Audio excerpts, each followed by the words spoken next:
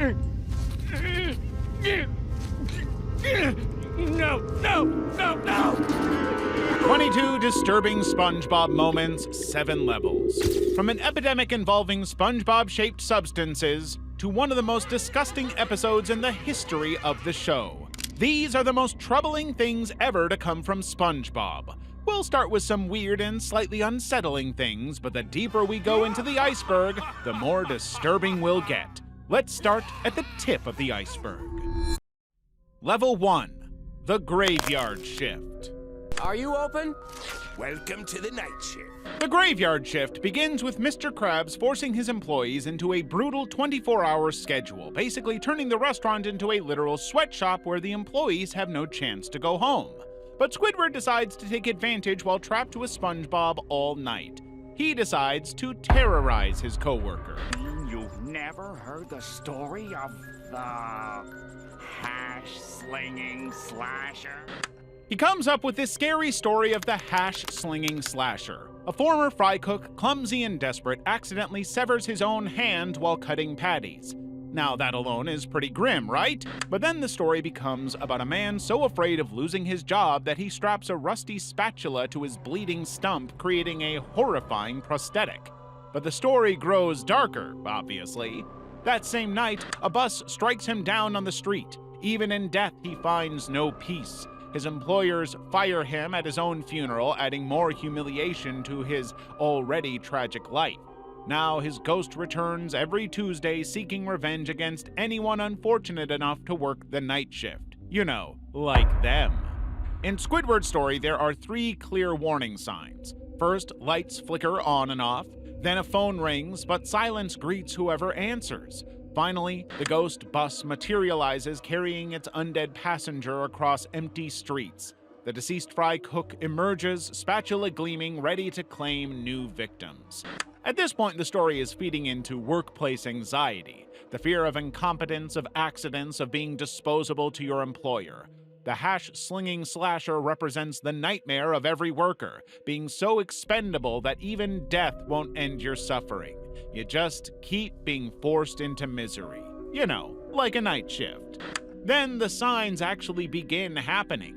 Lights flicker, the phone rings with no caller, a bus appears despite the late hour. Suddenly the line between fiction and reality dissolves entirely.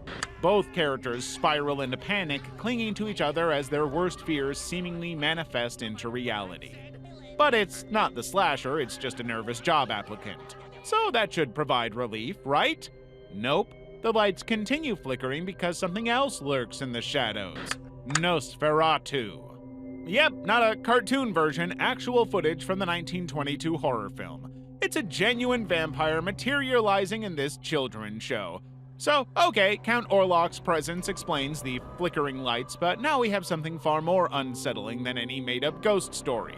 Real evil has been watching them all along, although he seems kinda playful. The Splinter. The Splinter might begin with SpongeBob's typical workplace enthusiasm, but what unfolds becomes one of the most psychologically disturbing 22 minutes in maybe the entire show.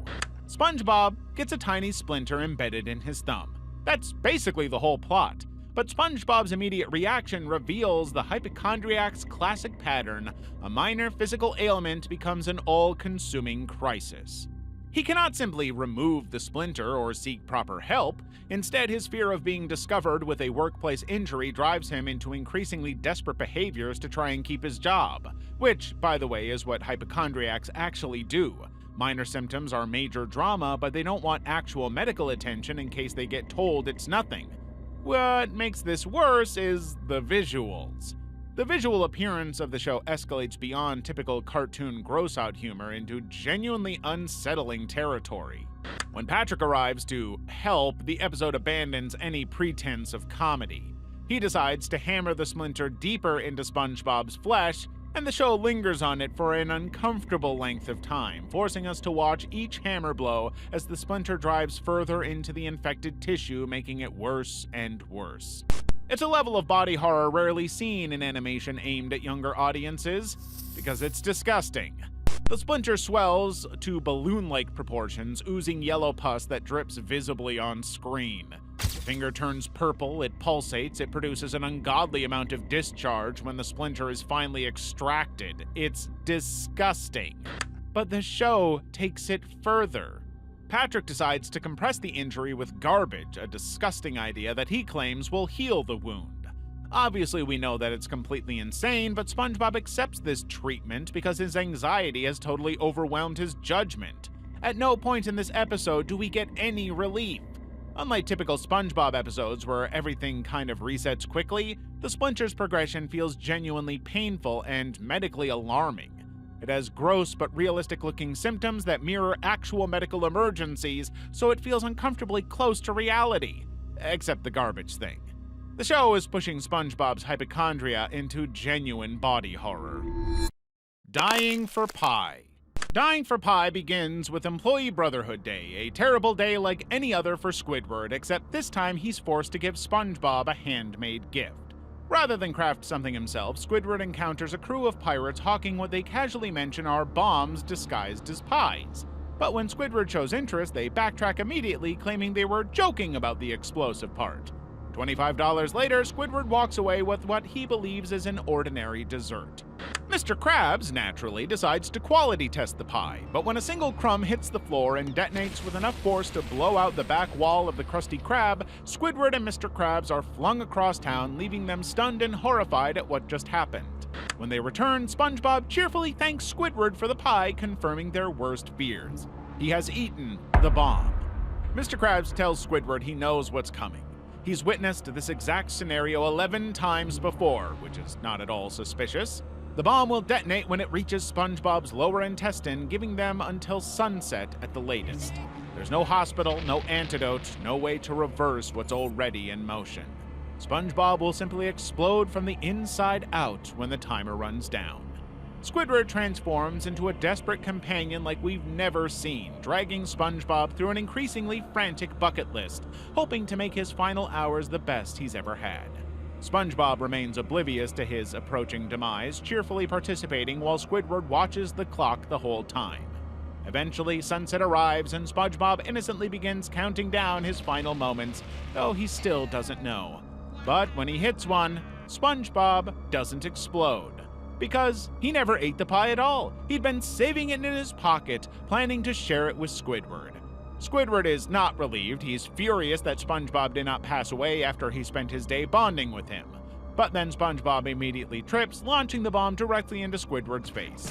The explosion that was meant to destroy SpongeBob from within instead engulfs Squidward entirely. All we hear before the episode cuts to black is Squidward's muffled "ouch." Did the blast claim him? Did he survive? You be the judge. Level 2.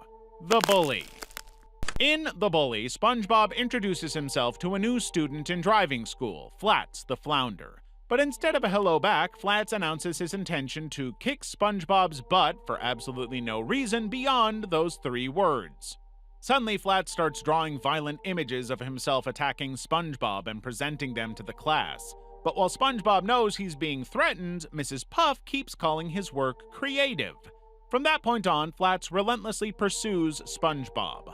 SpongeBob hides in the bathroom stalls, but Flats finds him anyway.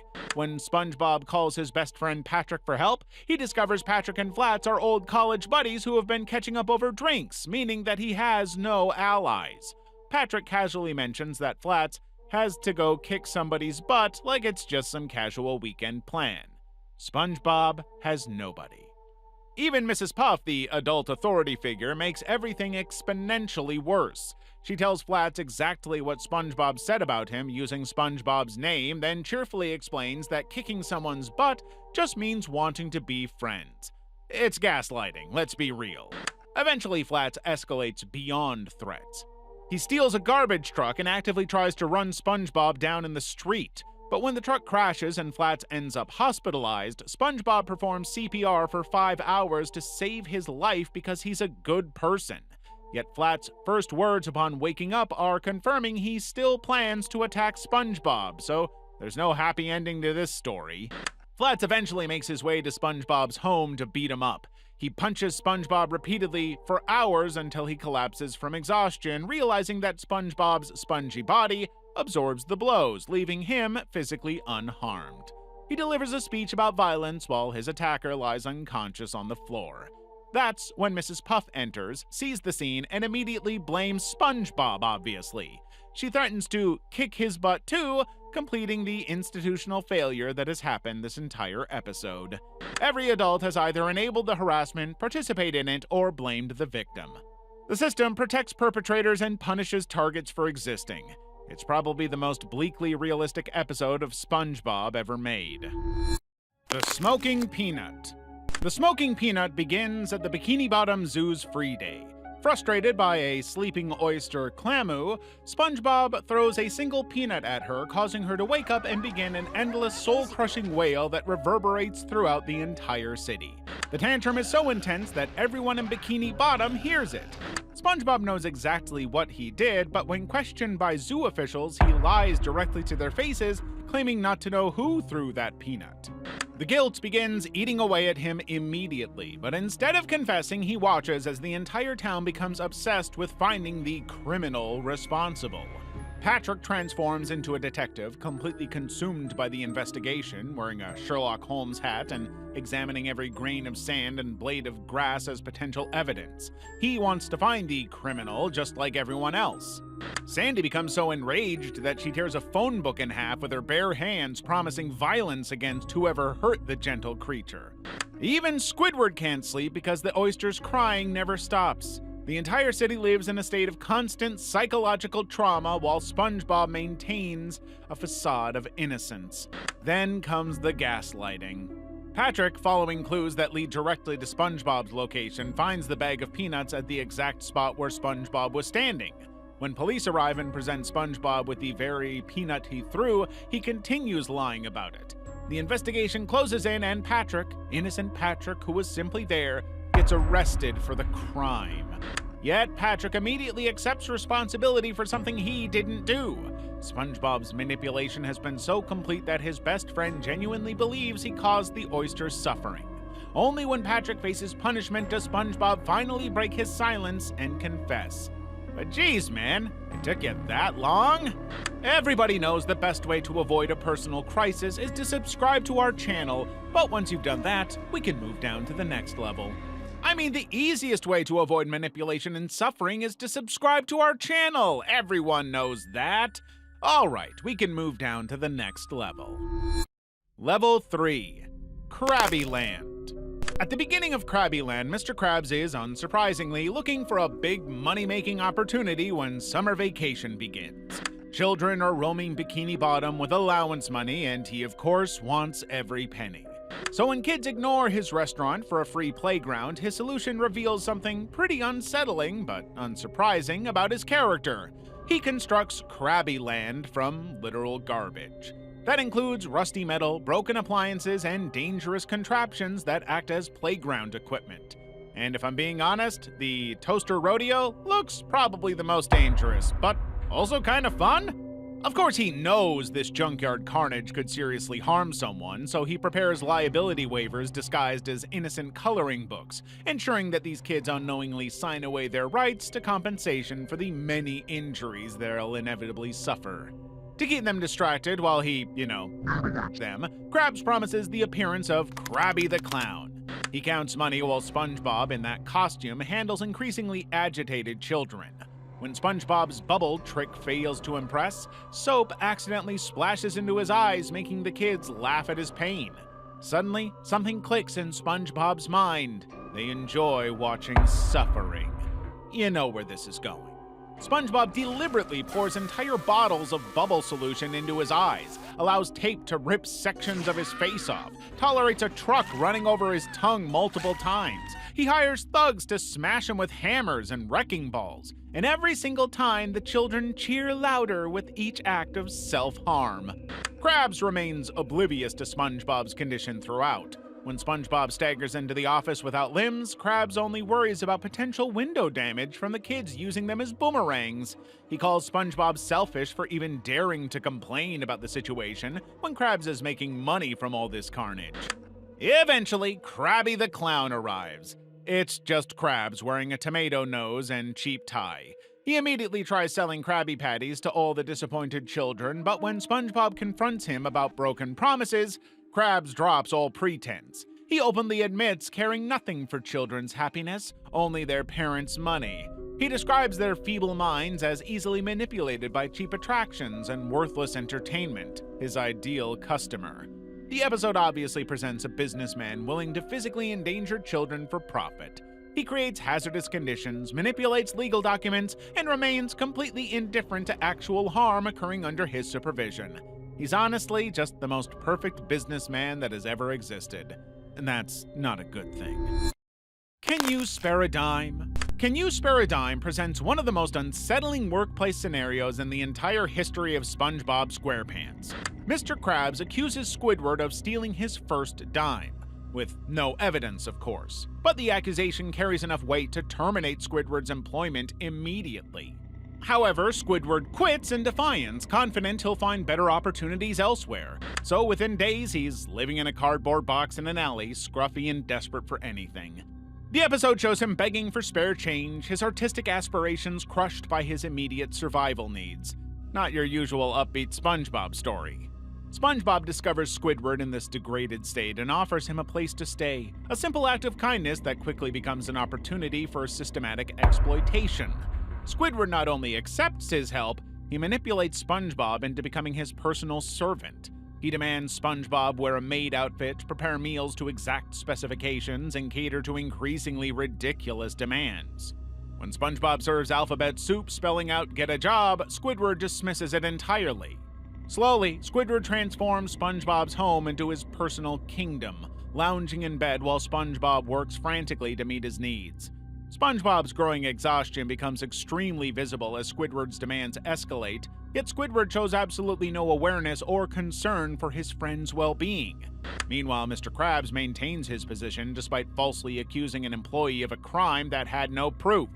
The workplace hierarchy protects him from any kind of consequences, while Squidward faces complete social and economic collapse purely because of the allegation. Because by the end of the episode, we discover that Mr. Krabs had the dime in his own pocket all along. Yet even this revelation doesn't resolve the fundamental issues at play here. The workplace returns to its old ways with basically no acknowledgement of the damage caused. Squidward's homelessness, SpongeBob's exploitation, and the toxic workplace dynamics that started everything remain largely unaddressed. They're systemic problems, not isolated incidents. Squidward's School for Grown-Ups. In Squidward's School for Grown-Ups, Patrick wakes up with facial hair. Suddenly, his whole personality changes because, well, why wouldn't it? The beard becomes Patrick's ticket into exclusive spaces that he was always rejected from. Squidward escorts him to the Bikini Bottom Men's Club, where they serve sophisticated food instead of the cookies SpongeBob craves. While Patrick is treated as an equal intellectual adult, SpongeBob sits on the floor given milk and cookies like he's at daycare. One friend is elevated to adult status through a pure biological accident, and the other relegated to children's fare despite doing the exact same job, living the exact same life just yesterday. It's kind of cruel. Squidward strips away Patrick's work uniform first, calling it a symbol of our oppression. Yet SpongeBob keeps working at the Krusty Krab, his labor continuing to generate profit for Mr. Krabs, while his former best friend gets introduced to opera houses and art museums, living a glamorous life of luxury. The economic reality doesn't change for SpongeBob. He still flips patties for minimal pay, but now he's doing it alone, excluded from the social spaces Patrick can suddenly access. He becomes so jealous of the whole thing that he tries to order tetrazzini, just like Patrick does, but the club denies him, instead handing him cookies and basically dismissing all of his previous choices as elementary. The same person who yesterday played games with Patrick now can't even order adult food. He has literally no value to society all of a sudden. When they attend the opera, SpongeBob must disguise himself as a performer to even enter the building. He's not allowed to sit in the audience unless he works for his presence, entertaining the adults who include his former friend. The performance becomes both his job and his desperate attempt to reconnect with his best friend. The episode reinforces this dynamic repeatedly. Every scene shows SpongeBob working to fit in, working to communicate, working to maintain relationships, all while Patrick simply exists in space now given to him. The beard grants immediate access to adult society without requiring any actual growth or change in capability. It's so cruel treating SpongeBob as a child for no good reason. Of course, eventually Patrick is exposed as an idiot, so I guess everything gets back to normal. The Sponge Who Could Fly. In The Sponge Who Could Fly, SpongeBob watches jellyfish floating gracefully through jellyfish fields and makes a simple wish to join them in flight. To the surprise of nobody, his initial attempts at flight fail spectacularly. He tries to use a biplane, but it crashes, so he tries a winged costume. Also no good. Balloons tied to a lawn chair provide no lift, and a bicycle-powered kite sends him tumbling.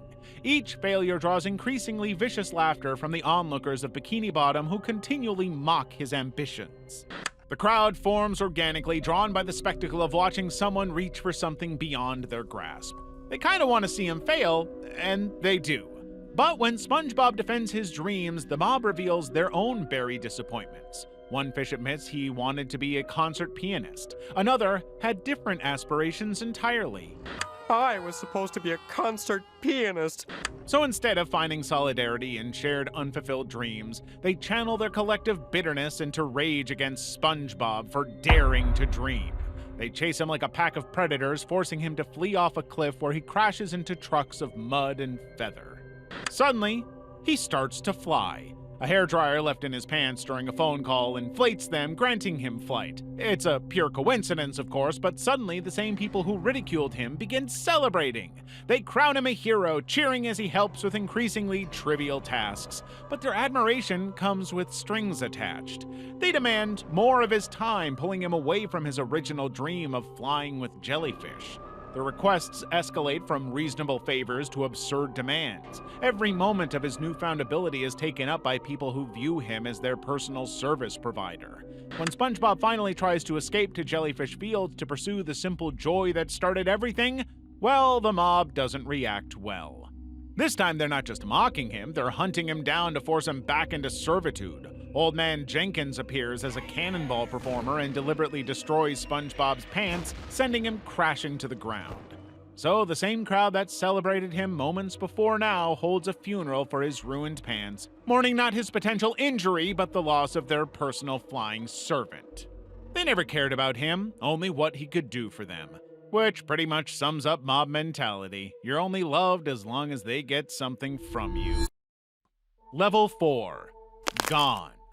Gone opens as SpongeBob wakes up to his alarm and starts his normal routine.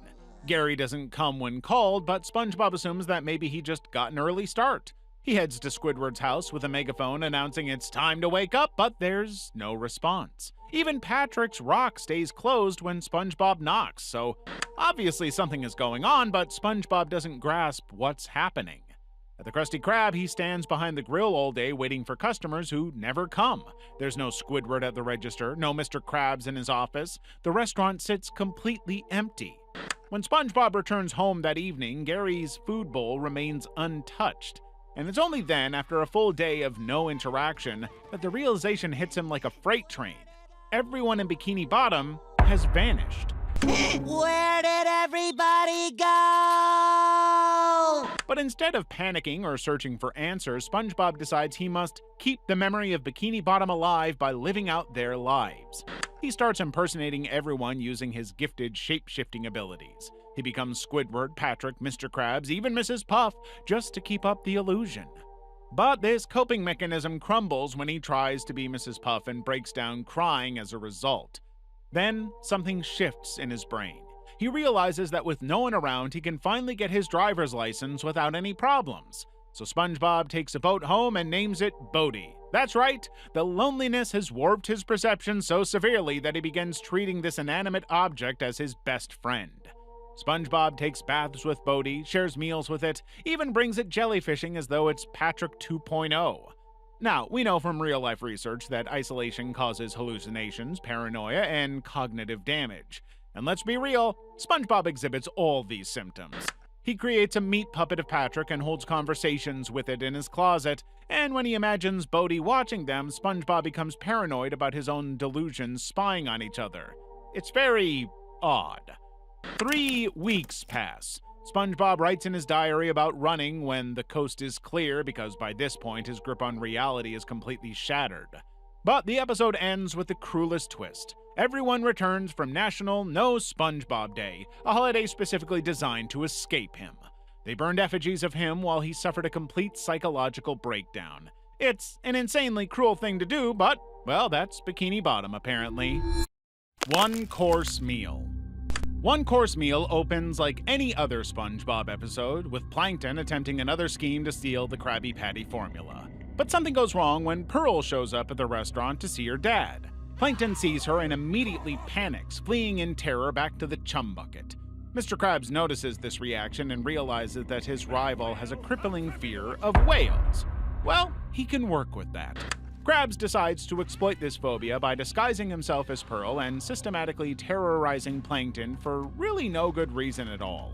And he doesn't just scare him once. This psychological campaign continues for 16 consecutive days. That's 2 weeks. Every time Plankton tries to go about his daily routine, the fake Pearl appears to torment him.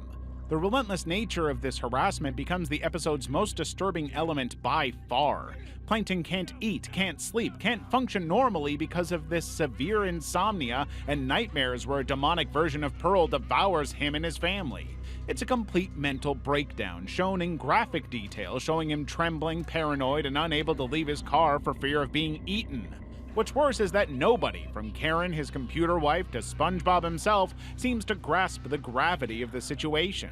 Plankton, completely broken, lies down in the middle of the road waiting for the 4:15 bus to end his suffering and bring him some peace. He explicitly states his intention to end it all, making this a genuine attempt at self-destruction. And let's remind ourselves, this is a kid's cartoon. When SpongeBob discovers him and alerts Mr. Krabs, the Krabs' response is to laugh and call Plankton a mess. So there's a good role model for kids. This reaction sparked immediate backlash from fans and critics who recognized the episode had crossed some serious ethical boundaries. There have been claims that Mr. Krabs' voice actor Clancy Brown reportedly felt uncomfortable recording his lines, while writer Mr. Lawrence expressed regret about how the episode turned out. Viewers have created online petitions demanding the episode's removal from television. But hey, the episode exists, and it doesn't get any better. The Donut of Shame. In The Donut of Shame, Patrick wakes up after SpongeBob's party and spots a donut in his sleeping friend's hand. Without hesitation, he takes it home and then starts spiraling. The moment Patrick realizes he's stolen SpongeBob's donut, his mind fractures. 2 donut hallucinations materialize beside him, an angel and devil version that represent his dilemma-stricken conscience. Now, you'd think that the devil donut would just encourage him to eat it, but instead it proposes something horrific. Attach a chain to the donut, consume it, then yank it back out of his body when SpongeBob wants it. So Patrick actually attempts this disturbing solution, swallowing the chained donut only to discover it slides off when he pulls the chain back up. While Patrick is trying to solve that problem, SpongeBob calls to say he's coming over with a videotape of the party. Patrick realizes the footage will capture his theft, sending him into full paranoia mode. He begins frantically hiding the evidence, but his guilt manifests as vivid hallucinations of SpongeBob discovering the donut in every single hiding spot. Patrick imagines SpongeBob stepping on the donut and screaming, "You monster!" over and over. He pictures SpongeBob wanting to make toast and finding the donut in the toaster. He envisions SpongeBob needing the bathroom and discovering it in the toilet. Each hallucination becomes more frantic as Patrick's grip on reality deteriorates. Eventually, Patrick tries hiding the donut in an imaginary attic, running up non-existent stairs before crashing down into his rock. He repeats this twice, his desperation overriding basic logic about his own home structure. When SpongeBob finally arrives, Patrick stuffs the donut down the back of his pants, which ironically might actually be the best place for it. Just as they're about to watch the incriminating video, Patrick breaks completely, sobbing and confessing his crime. The psychological ends with SpongeBob revealing the donut was actually Patrick's birthday gift, which means all of this was completely pointless. The Battle of Bikini Bottom. Never!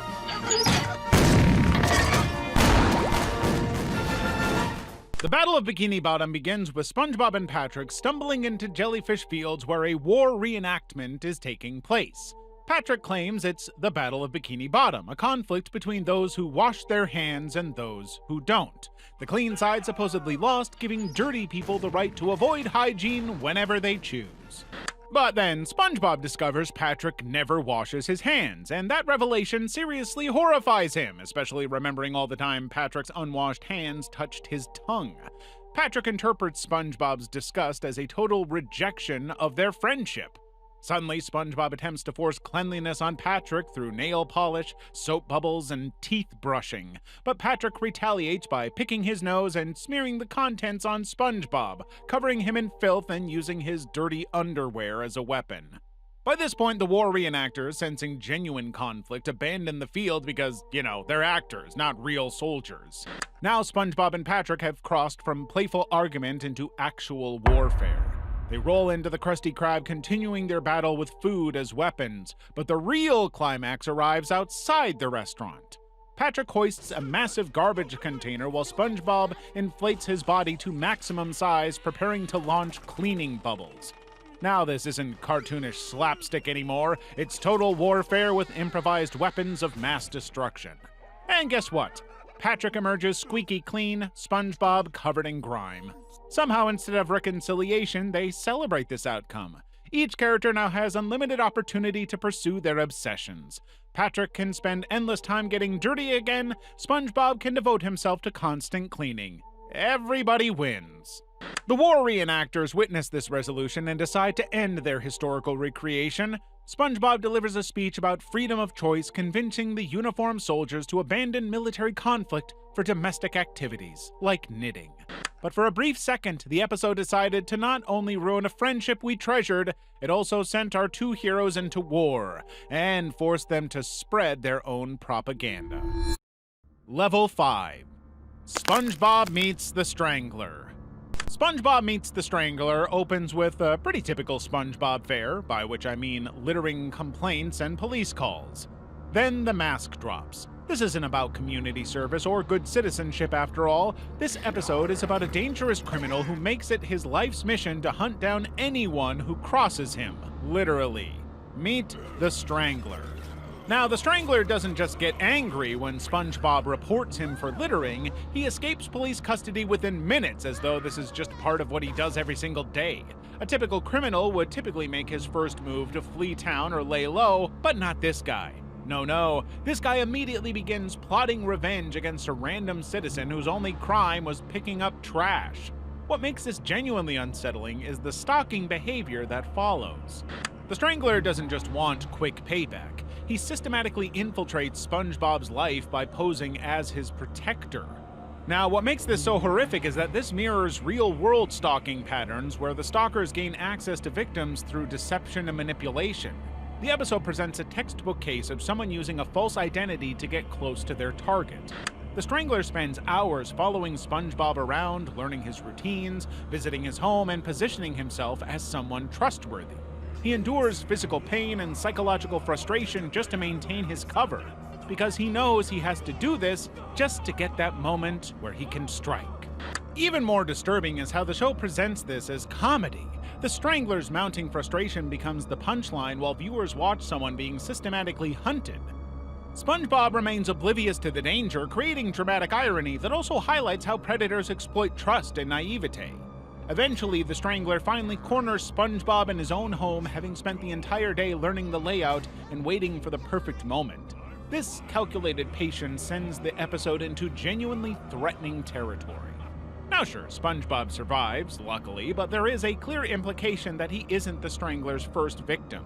His reputation precedes him throughout Bikini Bottom, even though characters like Mr. Krabs and Larry the Lobster refuse to help SpongeBob when they learn who's hunting him. The entire town knows what this person is capable of, and they want nothing to do with it. The episode essentially depicts an active manhunt, complete with psychological warfare, identity deception, and sustained stalking behavior, all presented as children's entertainment. Kinda wild when you think about it. To Save a Squirrel. The episode To Save a Squirrel opens with SpongeBob and Patrick being terrorized by a cricket, which already establishes their complete inability to handle even the most harmless situations. But Sandy dismisses their panic, preparing for her survival camp while warning them they wouldn't last a day in the wilderness. She's right, but she has no idea how catastrophically right she is. When they sneak into her truck and fall out, taking supplies with them, the real horror begins. Patrick immediately burns their food using the supply box as kindling. Spongebob tries to stop the fire with their tent, which also burns to the ground. He then wastes their entire water supply, putting out the flames. So in minutes, they've destroyed everything, keeping them alive through pure incompetence. That's the Bikini Bottom way. But the episode takes a darker turn when they meet the cavefish, who plants the idea that Patrick will eventually try to eat SpongeBob to survive. It's total psychological manipulation, but it works instantly. SpongeBob becomes paranoid, deciding to eat Patrick first before Patrick can eat him. So yes, the show presents two best friends attempting to cook and consume each other as comedy, but the implications are deeply unsettling. They gather ingredients, carrots, herbs, seasonings, but instead of eating them, they use them to prepare each other for consumption. Because sure, they have food, but why wouldn't they choose cannibalism instead? The revelation that Sandy orchestrated this entire scenario makes it worse somehow. She deliberately put them in danger, watched them suffer, and psychologically manipulated them into trying to devour each other. She calls this a test of survival skills, praising their willingness to consume their best friend as evidence of true survivalist mentality. It's insane. And of course, it all leads to SpongeBob and Patrick attempting to eat Sandy herself, because what else did she expect? Their hunger has overridden any sense of gratitude, friendship, or basic humanity. What began as incompetent camping becomes a descent into primal desperation, orchestrated by someone they trusted. Fun for all the family, right? The Fry Cook Games. We launched the Fry Cook Games episode with the 21st annual Fry Cook Games, which begins with a ceremonial torch that keeps getting blown out, requiring multiple relighting attempts that end with the torchbearer catching fire. Honestly, that pretty much sets the tone for the episode. Patrick is unable to compete because he isn't a fry cook. So when SpongeBob condescendingly tells him that competition takes a lot of work and that Patrick is too lazy, their conversation escalates into name-calling that culminates in SpongeBob calling Patrick Pink, which I guess is a racial slur in the SpongeBob universe. Either way, it hits Patrick hard. Within minutes, Patrick has joined the Chum Bucket specifically to compete against his former best friend. Plankton and Mr. Krabs immediately begin a war of psychological manipulation, telling each competitor that their former friend is now their enemy. The adults orchestrate this transformation, deliberately weaponizing childhood friendship for their own rivalry. The games themselves become increasingly violent, with competitors leaping over vats of boiling oil. During Patrick's attempt, he accidentally triggers a mechanism that transforms spectators into fish sticks. The audience cheers as people are literally converted into food products, treating the incident as entertainment rather than catastrophe. SpongeBob and Patrick's bodies undergo weird and frankly unsettling physical transformations during the final wrestling match, developing exaggerated musculature that seems to mirror their psychological changes. They begin calling each other names with genuine aggression, their voices taking on tones that sound nothing like the characters we've come to know and love. The wrestling match intensifies until both fighters are beaten and bloodied, their competition so fierce they begin hitting themselves in confusion. Their clothing tears away during the violence, revealing that SpongeBob wears pink underwear while Patrick wears yellow, the colors associated with each other rather than themselves. This revelation stops the fighting instantly, but the damage has been done. Two best friends have spent an entire episode trying to physically harm each other while corporate figures manipulate them from the sidelines. The adults immediately begin their own physical confrontation, suggesting this cycle of competition-driven violence will continue indefinitely. So while the games end with friendship restored, we still remember how easily it was destroyed.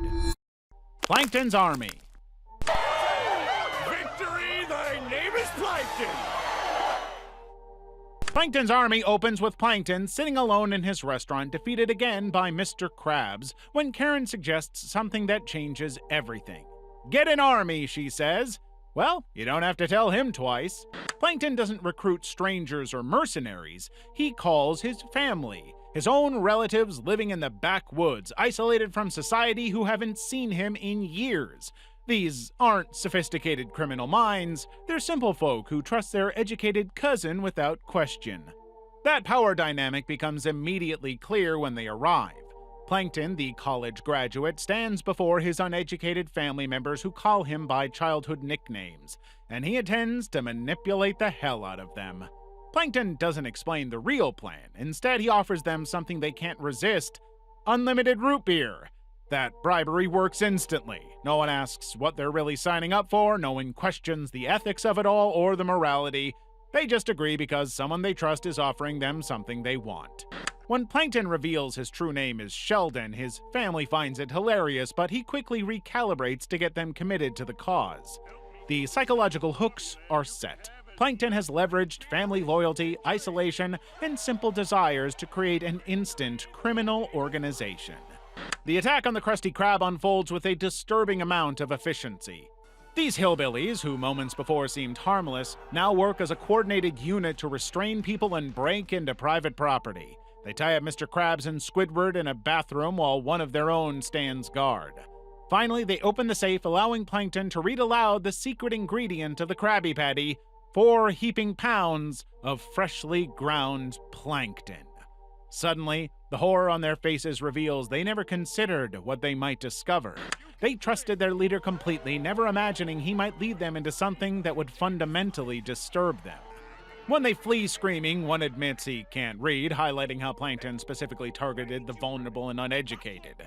The episode ends with Plankton alone again, presumably because his family have come to realize how doomed they truly are. Level 6. Roger Bumpus's DUI. At 11 p.m. on January 15, 2016, Burbank police responded to a call from the 400 block of South Fairview Street, and they found something that shouldn't have been there: a blue PT Cruiser sitting dead center in the middle of the road with a man helplessly leaning against the vehicle drunk. That man was Roger Bumpus, a 64-year-old voice actor who happened to be the voice of Squidward Tentacles. Now, he had nowhere to run, but he tried anyway. When officers approached, he walked away from them and nearly collapsed to the pavement below. Despite trying to flee, Roger didn't lie about the situation. He owned up and took responsibility, saying he'd been behind the wheel trying to get home, and now here he was standing there completely defenseless. The field sobriety test went exactly as anyone watching could have predicted from the very start. He failed every part of it completely. The breath test revealed numbers that frankly should have been impossible for someone still standing upright. His blood alcohol content measured over 0.25, more than 3 times the legal limit. They handcuffed him at 10:55 p.m. and took him to jail immediately, forcing him to spend the night in a cold cell, posting $15,000 bail the next morning at 7:30 a.m. sharp. Then came the excruciating waiting period. The story had gone viral. Now Nickelodeon executives had to decide what to do with their beloved Squidward character. Roger himself was terrified, worried sick about losing his job completely. All it would take was one phone call to ruin the show that made his career. Usually in a situation like this, the network cuts ties immediately. After all, this wasn't just any voice actor. This was Squidward, one of the most recognizable characters in children's television history. Having him associated with a crime is not good. But Nickelodeon made the surprising decision that driving drunk wasn't grounds for termination under their morals clause. The network took the position that a DUI, while legally serious, didn't constitute immoral behavior worthy of firing. Roger kept his job, but he did have to agree to 3 years probation and 9 months of alcohol education classes to do so. Spongebob-shaped MDMA pills in Massachusetts. Police in Fall River, Massachusetts were performing a routine arrest when they discovered something that would make any parent's stomach drop.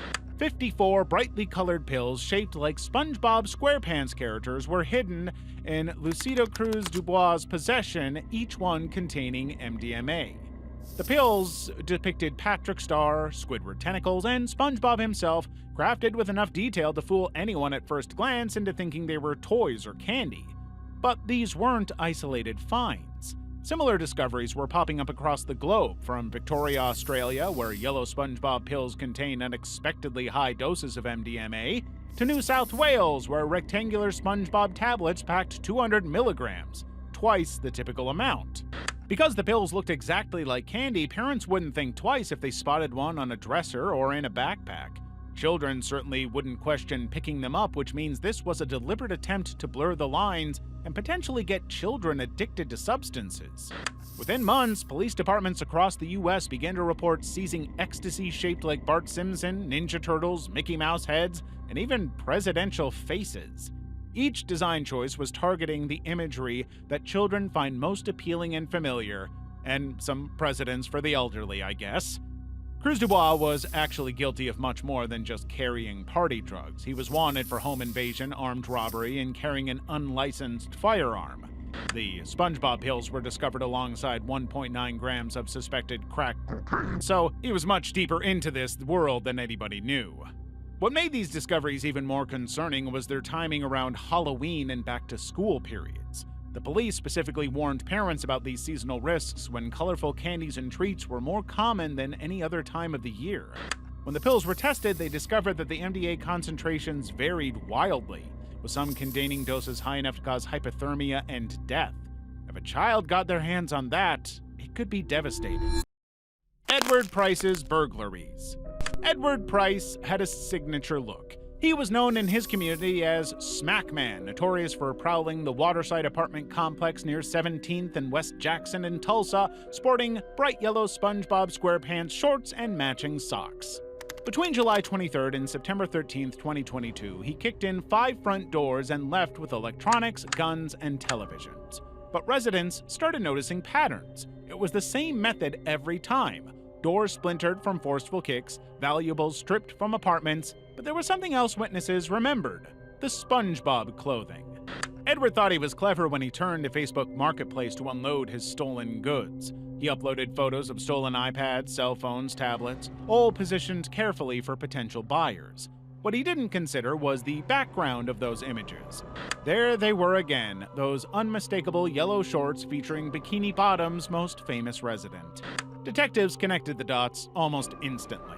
The same SpongeBob clothing witnesses described at crime scenes was in all of the selling photos.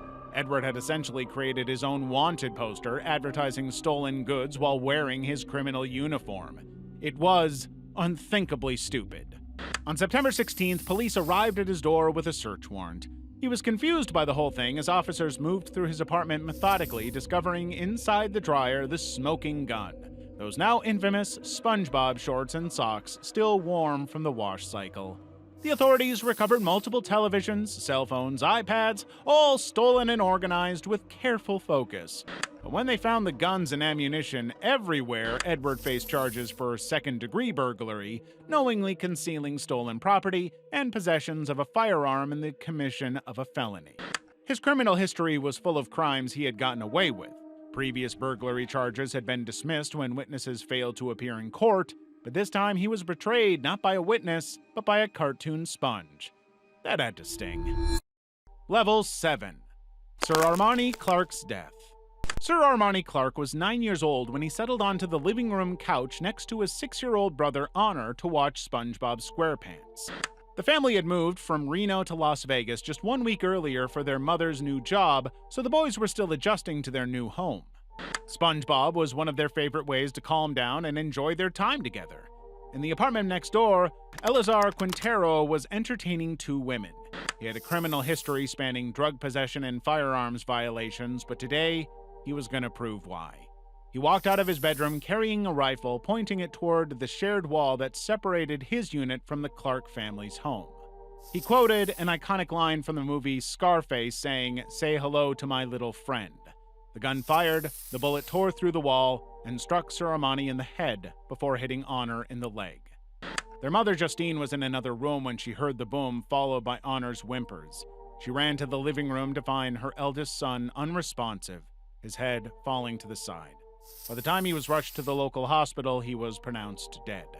Honor survived with non-life-threatening injuries, but requiring ongoing medical treatment for bullet fragments that remained in his body, and probably also the lifelong trauma of what he witnessed.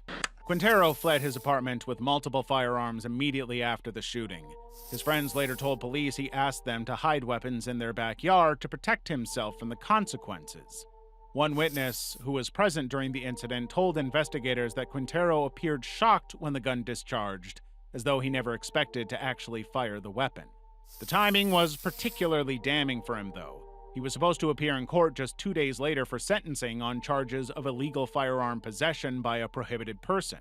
When he failed to show up, the bench warrant was issued. He knew it was going to get very, very bad.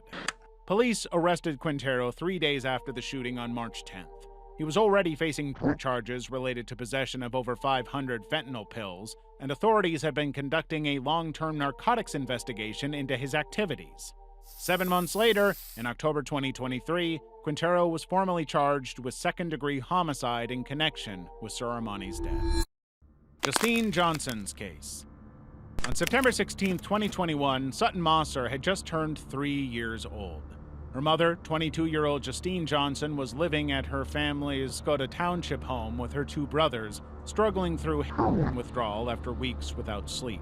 For an entire year, Justine had been off her mental health medications despite being diagnosed at 13 with borderline personality disorder, bipolar disorder, ADHD, anxiety, and depression. That evening, Justine's teenage brother saw her doing lines in the bathroom, later identified as cocaine. When he asked about Sutton's whereabouts, Justine told him to mind your business. Her brother left for several hours, and when his older brother, Kneasley, returned from work around 3:30 a.m. the next morning, something felt seriously wrong. He started looking around the house for Justine and Sutton, asking his younger brother to help. What they discovered in a black trash bag at the back of the residence would haunt them forever. A small foot protruding from the plastic. Inside, 3-year-old Sutton's body was wrapped in bedding, wearing only a disposable diaper. She had been stabbed 17 times in the neck and chest. Justine wasn't home. When the police found her 4.5 hours later, she was walking along railroad tracks, refusing to discuss her daughter's death even when questioned. The truth emerged during her October 2021 interview, in which Justine described experiencing severe hallucinations during her withdrawal period. She claimed voices from her television were commanding her to take her daughter's life or face death herself. According to Justine, the source of these threatening voices was Spongebob SquarePants. Justine told investigators she had fallen asleep in a nearby graveyard on September 16th, then returned home, where she attempted to take her own life before turning on Sutton. She claimed no memory of the specific details, only that SpongeBob's threats felt overwhelmingly real. In March 2023, Justine pleaded guilty to felony charges and received life imprisonment without parole. If you're still craving some shocking animated content, why not check out this Iceberg about the darkest South Park moments?